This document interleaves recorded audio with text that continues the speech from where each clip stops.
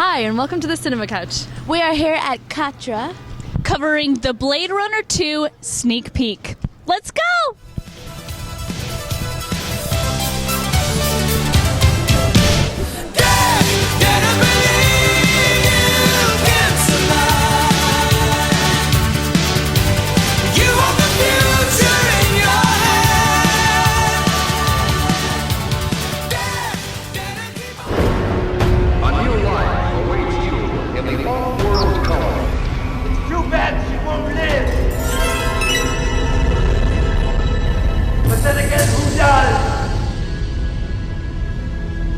Deckard, is it?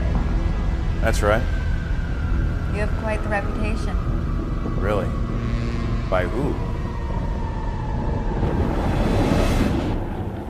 Everyone.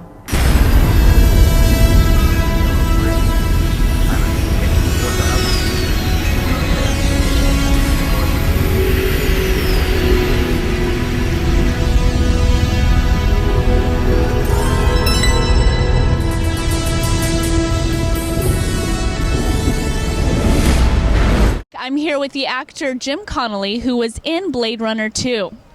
Now, you're here for the sneak peek. Is this your first time seeing some of the footage? Yeah, I've seen a little bit here and there, but I have not seen any of the footage, together. I see little tiny pieces here and there, and they've always been enough to pique my interest and get me very, very excited. Hi, we're here with Megan. Hello. I love Blade Runner. I actually saw it. Yes, me too. I saw it when I was way too young to see it. So some of the scenes I was like, what's going on there, Daddy? It's like, don't worry about it. Don't worry about it. Get me another beer. Seems to be a little tension. Yes, there seems to be a very severe bang haircut going on here. We are back with writer, director, producer, actor, all around maker of things happening for Blade Runner 2, Matt Mickelson. How you doing? Thank you so much for sitting down to talk to us. So we were fortunate enough to see some of the sneak peek clips that you've already put together for this. They were fantastic. You were able to capture kind of the mood of Blade Runner. You've changed locations. You know, Blade Runner 1 is in Los Angeles. You decided to move this one to New York City. It's 10 years later. Yeah. Did you think, I can sort of come to this with a fresh eye? Or how mindful of this did you want to be as far as, setting a new tone, replicating the tone, and respecting the tone that Blade Runner 1 had established? Well, I mean, I've the idea of a sequel popped into my head in 2008. I was shooting on the 50th floor of the World Trade Center, and the sun setting over the Goldman Sachs building in the financial center looked like Eldon Tyrell's office from the first movie. And it just popped into my head, and as I kept thinking about it, it made sense of a continuation of the story that he would come to New York, because he ran away from LA from the authorities, and so I thought that 10 years later Rachel shuts down because she was special. So you play possibly two different characters in this. I do. I play two different characters in this, and one is a replicant, which is sort of like the robot kind of guy, and one is the real guy from that replicant. He's arrested because he stole someone's property, and he's going to be executed. And Tyrell, New York, which is Eldon Tyrell's brother, needs him, because they're on Nexus 8 by now, and they really can't tell, and their void conf machines aren't working anymore. So he's contracted basically to come here to help him, but what he doesn't know, he's being used by Tyrell Corp for something else. And at the same time, he gets to meet the real Rachel that was the love of his life was based on. So, the angst that he feels in his heart to see this woman who, he was very in love with not know him at all, and plus she knows this, and so she's a bored billionaire's daughter. She detests him, but at the same time she's attracted to the idea of if the fake me was so into you, what's the big deal? Why would I be interested in someone like you? You're a dirty cop. She's battling with that. She's a little off her rocker because she's bored. This guy has come from a different world, and he's totally different. Exciting. You've been working on this for a while now?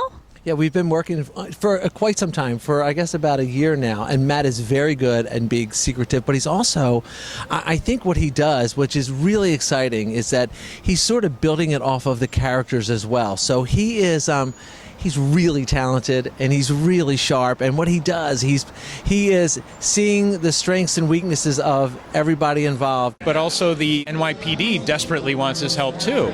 But what they all don't realize is they're finding weapons caches around the city, so there's obviously a rebellion brewing. So the whole idea was, I knew I did a pretty okay Harrison Ford impression. I figured I'm already here, I work for free for myself, and I'm always available. So I with those elements, I had some friends that wanted to help. An actress friend of mine looks just like Sean Young when she gets into that Really character. does. Yeah, the actress in these clips is fantastic.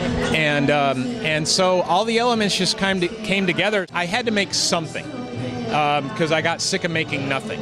So when I was talking to him, he mentioned that he writes some of the scenes the day before shooting. So did you have a day where you had to memorize that morning and then go and shoot? I even worse than that. I had a day where he showed up to shoot, and he was there, and he said, "By the way, this is your scene."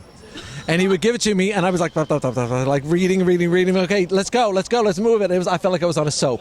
That's great, though. But that's like a great skill to be able to have, to just see the scene and get into it right away. And I feel like in some way, it's almost more real when you don't have time to overthink it. 100%, and I think that's going to be his claim to fame. He knows how to work with people and just bring out something very natural in them. So then what are your plans for Blade Runner 2?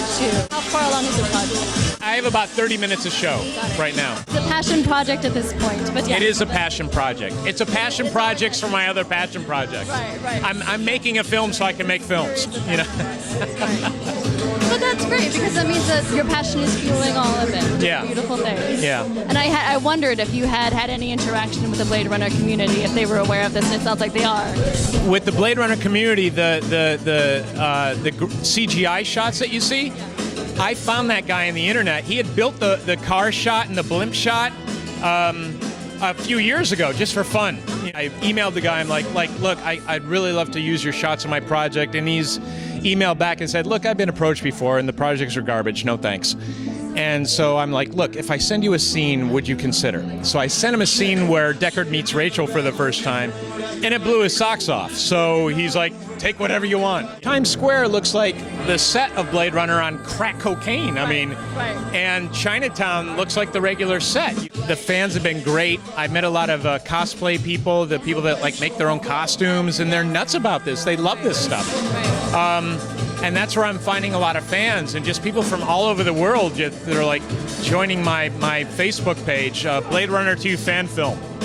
And also Blade Runner 2 for 2. Themovie.com is also, I just started that page, or you can find me at mattmickelson.com. And that's where they can get the latest news on how Blade Runner 2 is going. And if you do decide, you mentioned a little bit, maybe opening it up to Kickstarter if you decide to do that. My next step is to talk to Kickstarter. Also, the guy from BuzzFeed is a big fan. The guy, Spat, who you saw with the mustache, the cop, he makes special effects. He loaned me the gun.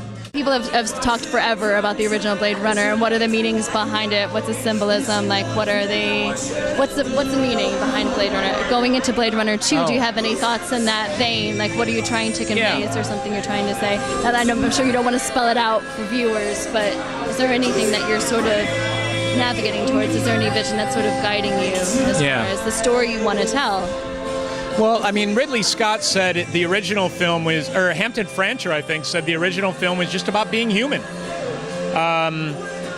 Just, don't do what you're told all the time. If it sounds wrong, it probably is, so don't do it. Deckard, had a hard time dealing with that because he knew he shouldn't be doing it, but it was his job. And to the cops, it was like shooting a toaster. That's how they were trained to think about it. But to the people on the street, it's like, whoa, someone just got gunned down by a cop, and what's going on, and that's why in the film I kind of try to use as a shocker that Tyrell Corp is getting into making children now, for people who can't have kids or lost a child and use their DNA to make another one. Which I thought was very clever, because I did feel like that was a natural extension of the plot points that were put in place in the first film. But if you see a cop gunning down a kid because the cop thinks it's a toaster, you're going to have a problem. So in this story, New York doesn't eliminate replicants that way anymore. They have maybe a different way of dealing with it. This one is about not just about being human, but I think this one is more about just because you can play God doesn't mean you should. If you can make something and abuse it, you know, why? Just because you can? That's stupid. Most bad guys don't know they're bad guys. In this story, Tyrell, New York wants to get into, the brother of Tyrell, wants to get into, you know, crazier stuff, and he's just taking it too far, and he'll pay for it. Hi, Donnell. So please tell us, why are you here? Why are you here in this lovely establishment? Well, I'm here actually supporting my very good friend Matt Mickelson and his fan film Blade Runner 2. I was really impressed. I know some of the backstory on Blade Runner 2, and I was really impressed that A, he did this with no budget, absolutely no budget, and B, that the quality of this was so beautiful to watch. None of this was CGI. This is all done real time, which was really amazing. That, and he spotlighted our amazingly beautiful city. I became a writer by accident. The whole reason I'm doing this is to get attention so I can get proper financing or network support or studio support behind a movie cop show that I'd like to do called The Social Worker, based on my father's life as a homicide detective. I saw a little bit of that this evening as well. It's Mad Men meets The Shield in the first hour of Goodfellas, but they're cops, it's true, and it's funny. And it's nothing that I've ever seen on TV before. And the fact that it's all true. I see it as a television series because I have a mountain of material. I wrote a 2-hour script and a 1-hour continuation, and I'm just scratching the surface. And he was a compassionate cop. He helped a lot of his snitches get through high school, get off drugs, get jobs, everything, you know, and the other cops called him a social worker. So he and he was the best cop at interrogating. He had all the information and no one could figure out why. And he cleaned up a lot of the city on his own, you know, with the help of the people in the neighborhoods. So it was a different time. If you were a rock star as a cop, you could make a lot of good, or you could take advantage of it and just, you know, skim off the top and ruin a lot of people's lives, you know, which was done often, you know. But most cops, you know, just wanted to put their head down and get through it. But he kind of went the extra mile. His night job was emceeing dinners. And that's a whole nother aspect to it, which I've never seen in a TV show. So, you know, life is stranger than fiction every time. My dad has a retirement plan that I think would be a big money maker, because it's about robbing a bank so you can get good health care. And that's all I'll say about that. Because he actually arrested a guy that robbed a bank for health care many years ago. I believe it. Because he was dying of cancer, and robbing a bank cured of him his cancer. So that's my dad's idea. So if he starts losing his noodle, he's like, push me in front of a teller with a note on me. You know, so that I think is going to be what studios will think is a moneymaker, because it'll start a revolution. But also I hope they see something in The Social Worker that they haven't seen before, because, you know, you get it in front of a studio and they're going to say, well, why can't we make it a woman or a black guy or make it today? Well, it doesn't register today because it's not the same world, you know. The clips look just beautiful. I can't wait to see more. Tell people one more time where they can get the latest news on this project and how they might be able to support it. You can get more information on this through Blade Runner 2, 2 Eyes, themovie.com. Or you can even go to Blade Zone or Off-World News, Kipple Zone. They have articles on this project. Or Blade Runner 2-the movie. You could go to my Facebook page, Blade Runner Fan Film. Or Matt Mickelson on Facebook has a link to everything. And read the articles, check it out. I'm going to post everything that we showed tonight to try and gain interest and hopefully move forward. We certainly look forward to seeing more. Thank you so much for talking to us. Thank you very much. Pleasure.